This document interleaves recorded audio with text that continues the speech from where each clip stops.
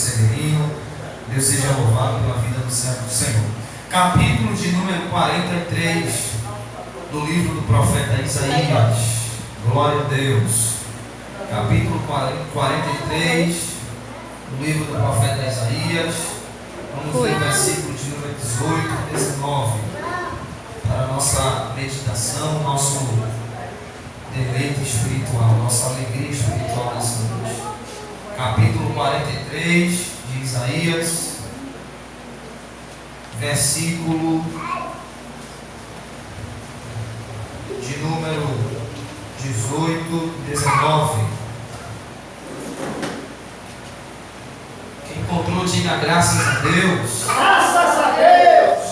Os irmãos aí estão afinados na palavra, né? Deus abençoe.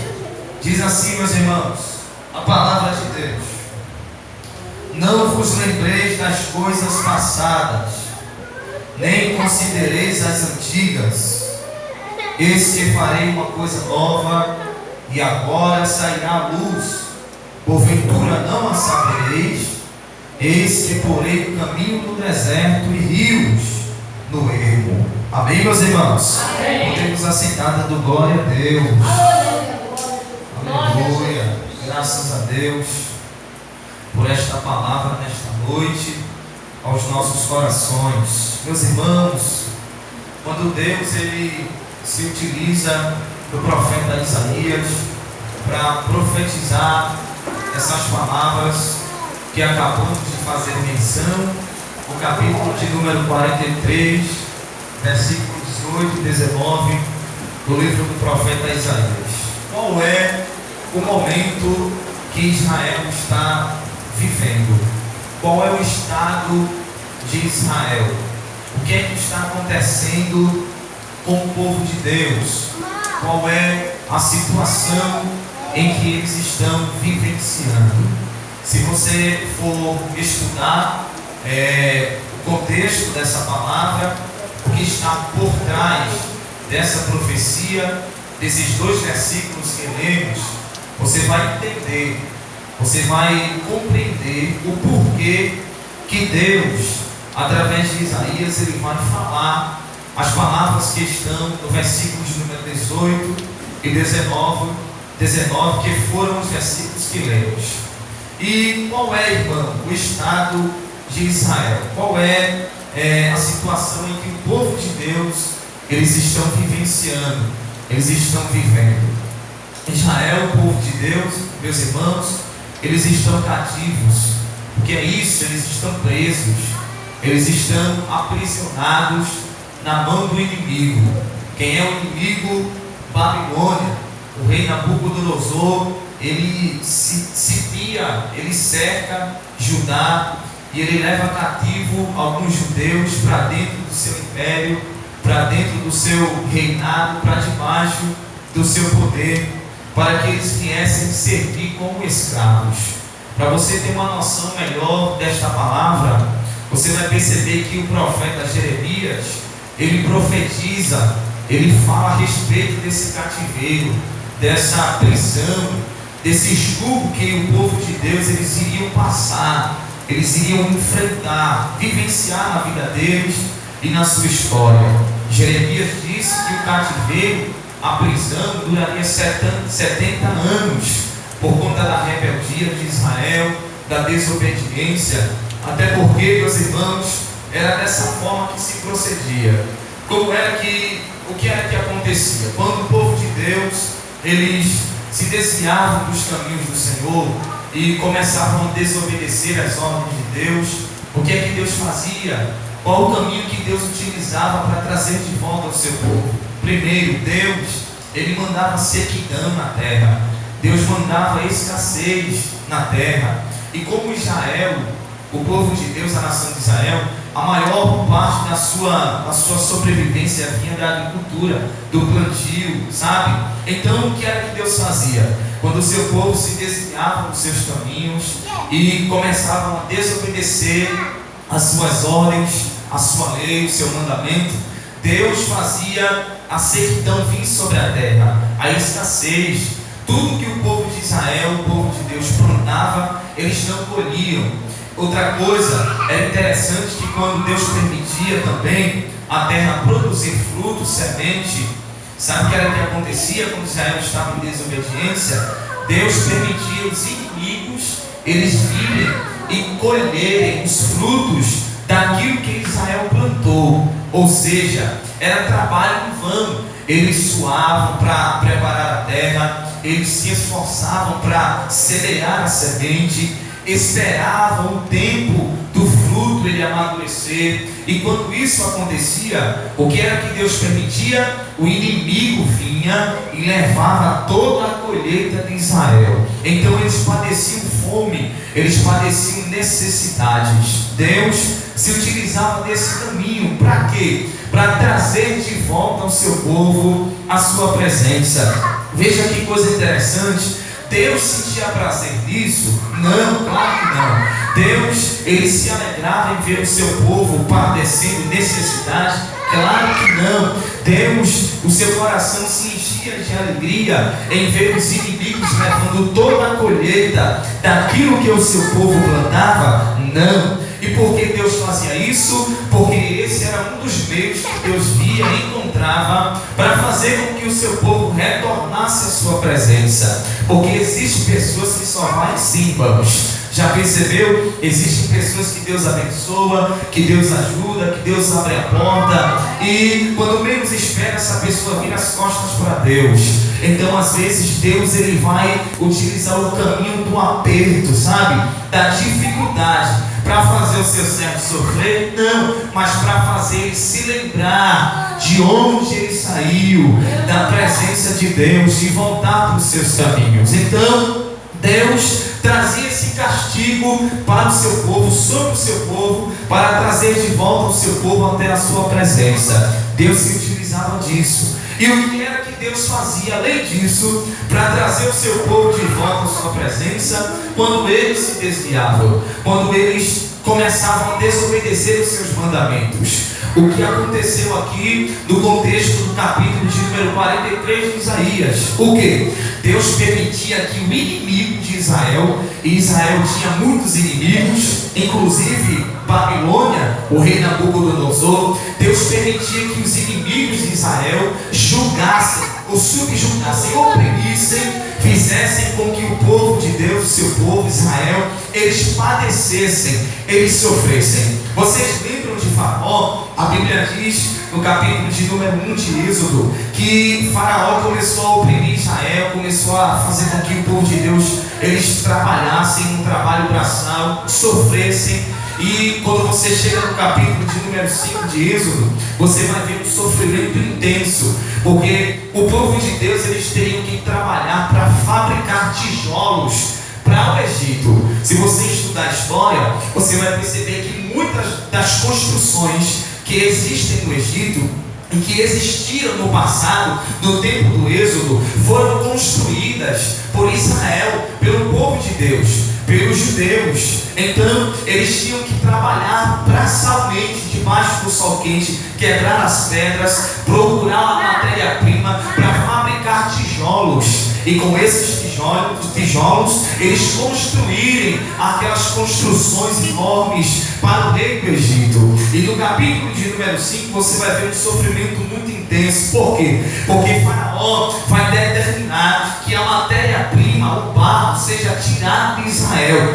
Então, além de construir as construções, eles vão ter que sair atrás da matéria-prima para depois eles puderem construir e fazer aquilo que Faraó queria. Então eles vão sofrer, eles vão chorar, eles vão padecer, eles vão ser oprimidos, até que eles vão clamar a Deus, eles vão se lembrar de Deus. E quando eles clamam a Deus, é muito interessante, porque o texto vai dizer que Deus ouviu o clamor de Israel e Deus desceu do Egito para os livrar. Veja que coisa poderosa.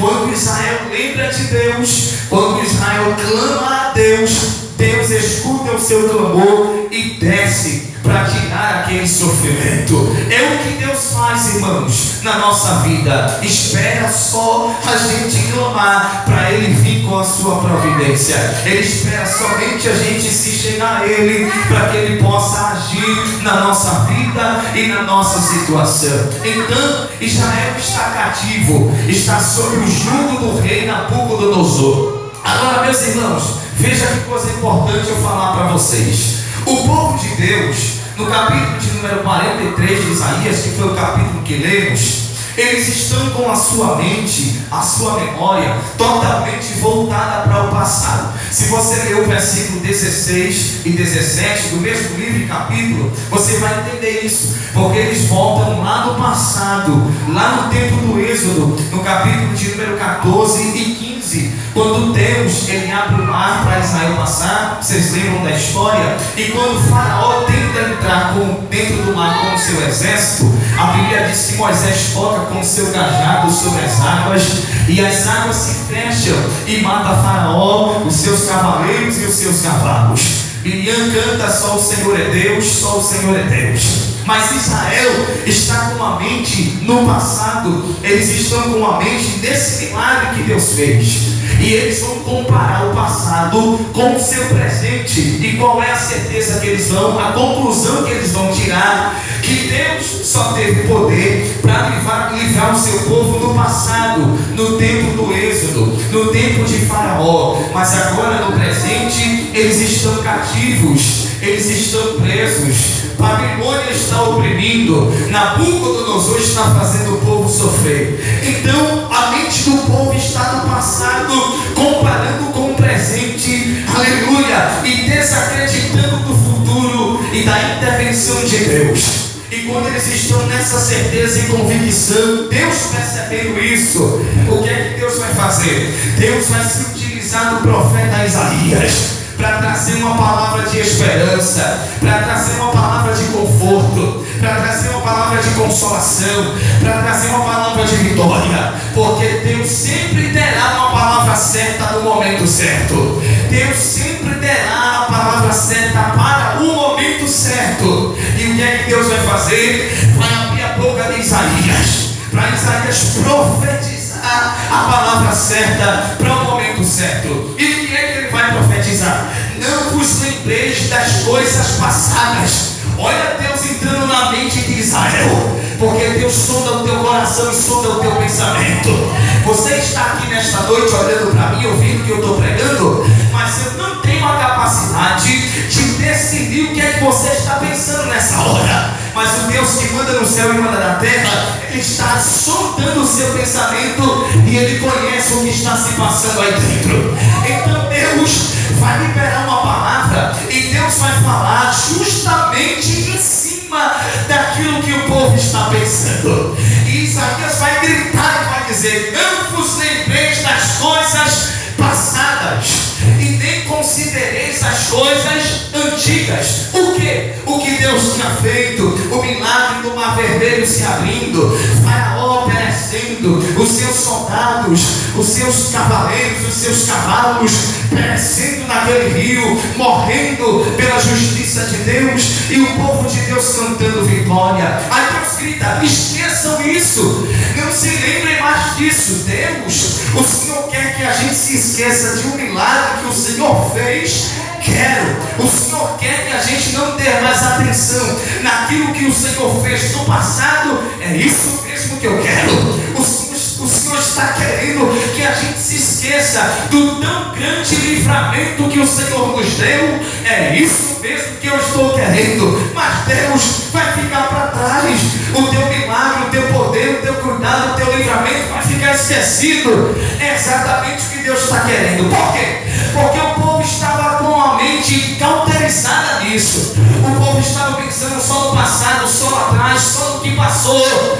E quem fica pensando no passado estraga o seu presente e aniquila o seu futuro. Você já parou para pensar nisso? Quem fica preso ao passado, ele esquece de viver o presente e de projetar o futuro. Olhe bem para mim aqui. O que passou, passou. O que se foi, não vai voltar atrás. Olhe para mim. Independente que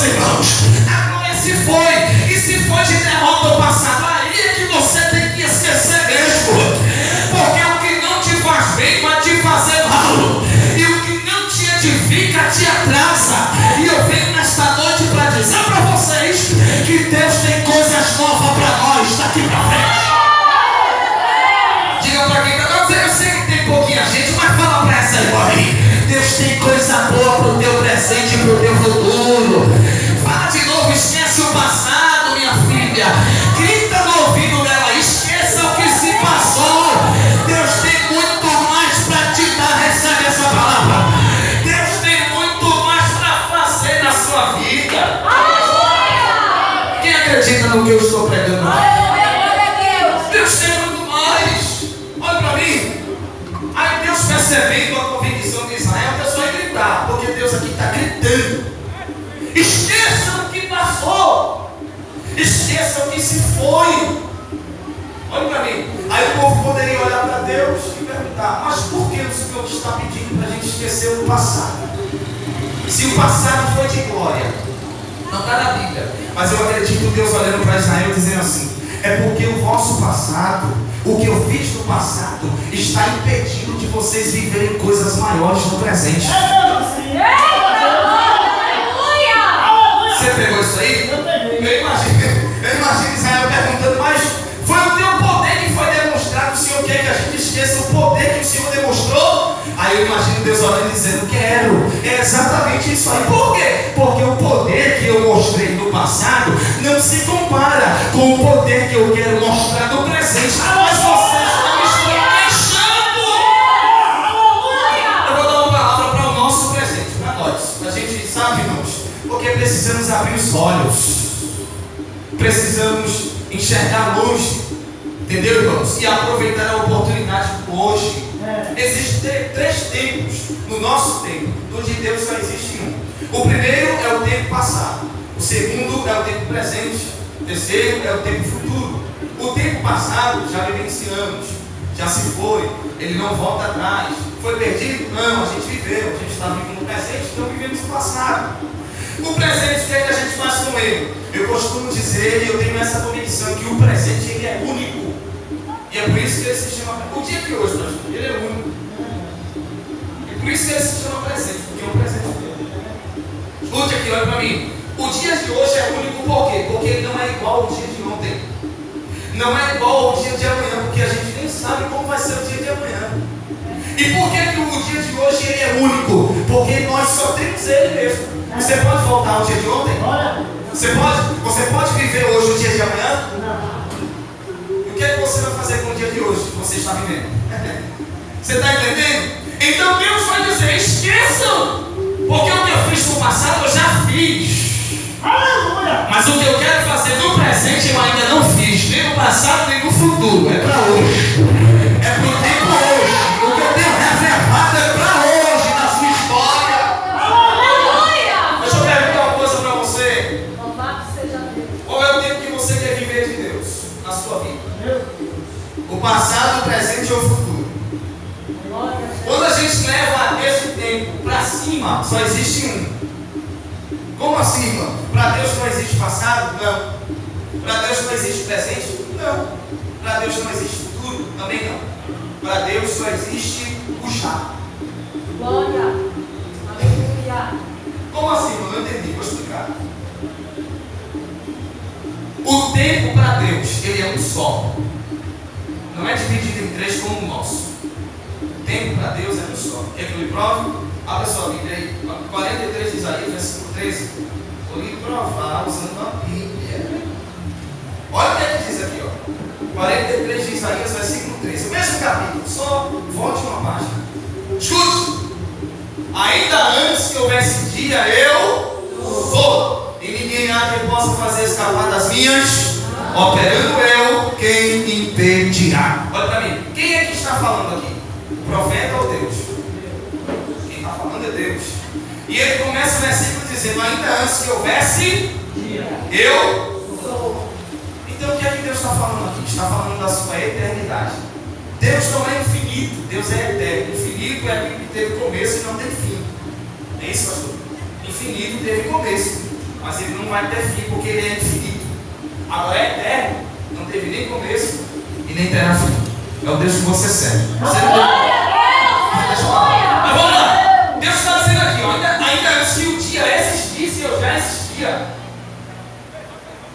Então, pronto, no Gênesis, Deus cria o quê? Deus cria os peixes, as aves, Deus cria o homem, Deus cria a mulher, Deus cria os animais terrestres, aqueles que, os selvagens, os domésticos. Deus cria o universo, é isso.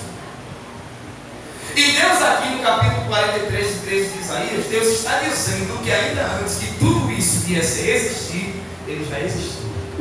Aleluia, Jesus, glória a Deus. E eu disse que o tempo para Deus é um só. Vou lhe provar. Como é que eu lhe provo? Ou lhe dou outra prova. Quando Deus olha para você, Deus não te vê no passado. Aleluia. Deus não te vê no presente. E Deus nem te vê no futuro. Você pode ir lá, irmão, você endoidou, foi tudo. Onde é que Deus me vê? Deus não nos vê no passado, porque se Deus me visse no passado, misericórdia. Deus não me vê no presente. Não. Deus me vê no futuro? Também não. Onde é que Deus me vê? No já. Ô irmão, como é que você me explica esse já de Deus? Vou te explicar. Deus olha para Samuel e diz assim: vá na casa de Jessé e você vai ungir um dos seus filhos como rei. Davi não é rei, Davi é pastor de ovelha, mas Deus já chama ele como rei, como se ele fosse. Aleluia! Davi ainda vai, esperar muitos anos para sentar no trono, irmãos. Mas Deus já vê ele hoje sendo pastor como que fosse rei. Por quê? Porque para Deus você não é o que você era. Você não é o que você é. Você já é aquilo que Ele determinou que você vai ser. Aleluia! Glória a Deus! Você está entendendo? Por exemplo, vou voltar para o texto. Para você ser o que você sonha ser, existe um processo até lá, sim ou não? Sim. Se eu desejo ser juiz, vou ter que estudar quantos anos? 7, 6, 7, 10 anos, né? 9, 10 anos. 9, 10 anos. De hoje, daqui a 10 anos eu me formo como juiz. Hoje, agora, eu ingresso na faculdade agora. Eu já posso me ver como um juiz daqui a 10 anos? Já posso me enxergar assim? Posso ou não? Posso ou não? Dá opinião, vocês aqui estão aqui, eu quero falar. Isso, fala. Eu começo hoje a faculdade de Direito, eu já posso me considerar como um juiz? Posso?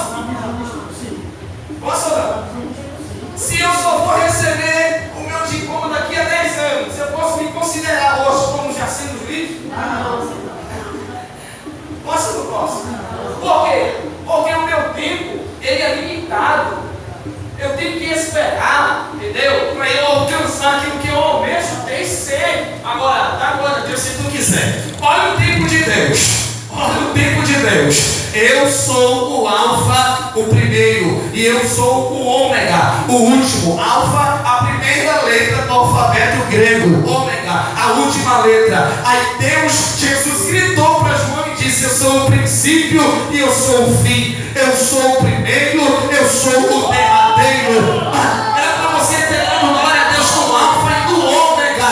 Mas Deus estava dizendo: para mim não tem começo, para mim não tem meio e para mim não tem fim. O tempo para mim é patente, é agora, é já. E se eu quiser, eu faço na tua vida do já, do de repente, agora. Eu te surpreendo. Levante a mão para adorar, porque Deus tem poder para adiantar o tempo e as estações. Você crê nisso? Você crê nisso ou não crê?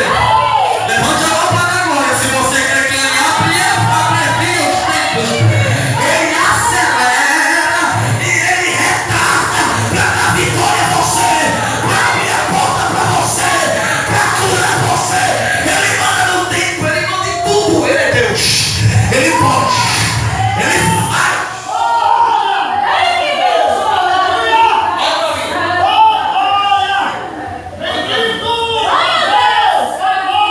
Deus grita para Israel: esqueça o passado. Esqueça o passado. Por quê?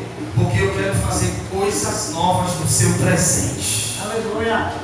Irmãos, se eu fosse perguntar aqui, quem teve um passado de derrota? Porque tem, né, tem crente que vai nessa ilusão: eu sou crente, então só vitória, só glória, só bênção, eu sou vencedor. É vencedor contra o pecado. Temos vitória contra o pecado. Somos mais do que vencedores? Somos contra o pecado, contra o diabo. Agora, vivencia a vida cristã para tu ver. Então veja bem, Deus dizendo para Israel: vocês esqueçam o que passou, rapaz. Eu quero fazer coisas novas hoje com vocês. E se eu perguntasse aqui, quem teve luta no passado de derrota, de tribulação, de dificuldade? Todo mundo aqui teve. Todo mundo teve. Só que escuta, o meu passado de frustração, de decepção, de derrota, eu não posso deixar ele destruir o meu presente. Você entendeu isso? Eu não posso pegar, escute o que eu vou dizer, porque Deus está falando aqui, desde o começo desse culto. Eu não posso pegar uma decepção que eu tive no passado, e quando a mesma oportunidade no presente vem, porque Deus é um Deus da segunda chance. Aleluia. Para fazer, alguém entendeu? Para fazer coisas grandes, maiores. Porque está escrito que a glória da segunda casa, ela é sempre maior do que a da primeira. Escuta! Eu não posso pegar uma decepção do passado, aí Deus me dá a oportunidade de eu me erguer, de eu me reestruturar no presente. Aí por causa da decepção do passado, eu comparo com o presente e com medo de acontecer a mesma coisa, eu desperdice e eu fecho a porta para a novidade que Deus tem preparado para mim hoje. Você entendeu isso? Eu tenho que repetir. Glória a Deus. Aleluia. Porque tem muita gente perdendo a bênção de Deus por causa disso, pastor. Tem muita gente perdendo a oportunidade que Deus está dando hoje. Olha para mim aqui, por gentileza. Não interessa para Deus o nosso passado. Não interessa o que eu vivi no passado, a frustração, a tristeza, a dor, a angústia, a derrota. Para Deus não importa. Sabe o que Deus faz com o nosso passado e derrota? Ele nos dá a mesma oportunidade no presente para mostrar para o diabo que ele tem dupla honra para aqueles que ele chama. Receba esta palavra porque eu vou profetizar. Eu vou profetizar de olhos abertos. Se prepare, porque a mesma pessoa que aplaudiu a tua derrota do passado vai ser a mesma pessoa que aplaudirá a glória de Deus na tua vida no presente. Deus te dará a oportunidade de se levantar de novo, de se erguer de novo, de fazer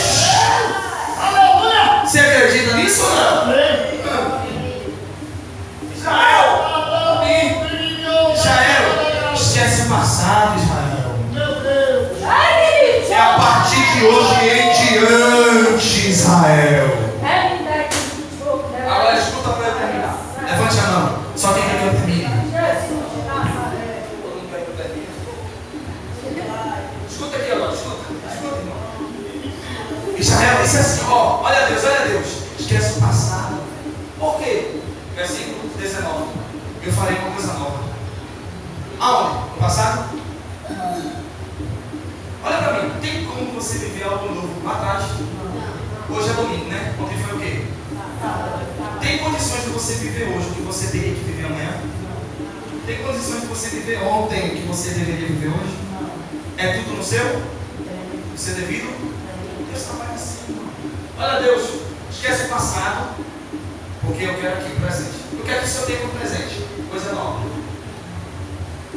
O que é que o Senhor tem para presente? Vou te surpreender, Israel. Aí Deus vai dizer assim, eu vou dar só uma dica, só um pouquinho do que eu tenho para o seu presente, tá? Tá, Deus, manda. Este é porém o caminho do deserto. Uau! E eu porei rios no ermo. Nossa! Você não sabe o que Deus estava dizendo para Israel. Quem aqui já foi num deserto? Quem aqui já foi num lugar parecido com um deserto? Um lugar bem sertão, pronto. Né? Aquela. Você olha assim, meu Deus, não tem nada, só vejo sem nada. Pronto. Um deserto de areia, um deserto literal. Facilmente você se perde nele. Você aqui liga o GPS para você chega onde você quiser. Agora vai para o deserto. A bússola tem que ser das expectativas bem original para pegar, para linkar. No deserto você facilmente você perder. No deserto não tem placa de sinalização, no deserto não tem GPS, no deserto não tem via, não tem nada para te guiar. No deserto tem sequidão, tem fome, tem calor, tem suor, tem risco de morte. No deserto só tem quem não presta. Levante a mão. Só quem tem deserto. Essa igreja, meu Senhor, gente, eu já quero sair. Mas escute, olha o que Deus está dizendo, olha o que Deus está dizendo. Quando Deus diz assim, para você entender a palavra, quando Deus diz assim, eu vou colocar um caminho no deserto. Esse deserto que Deus fala, Deus está fazendo comparação com o momento que Israel está vivendo. Entendeu? Eles não estão no cativeiro, eles não estão presos. Então Deus compara o deserto com o momento deles. Você percebeu que Deus fala de acordo com o nosso momento? Você percebeu? Percebeu ou não? Sim. Então fique ligado nas profecias. Porque tem os profetas por aí que o irmão é casado e o vaso cheio de Deus. Eu vi uma aliança no teu dedo. Outra. Deus não fala sem conexão com o meu presente, irmão. Para deixar ele confundido, não. Não, entendeu? Não entendeu? Está entendendo o que eu estou falando aqui? Né? Mas deixa eu falar, não é isso. Então, quando Deus fala de deserto, Deus está comparando com o momento de Israel. E o que Deus vai falar, eles vão entender. Porque Deus vai dizer assim, ó, eu vou colocar um rio nesse deserto, um caminho nesse deserto. Eu vou colocar um caminho. Olha! Aí o povo, um caminho no deserto. Que coisa extraordinária. Porque no deserto a gente se perdeu lá, né, lá atrás. 40 anos andando. A gente se perdeu, Deus atrasou o nosso percurso e a gente ficou. E Deus vai colocar um caminho. Ah, isso vai ser coisa boa. Então era Deus dizendo para Israel, vocês vão ter um norte. Vocês vão ter uma direção. Vocês vão ser guiados. Vocês vão saber por onde ir, por onde andar. Vocês não vão ficar perdidos. Aleluia. Vocês não vão ficar embaraçados.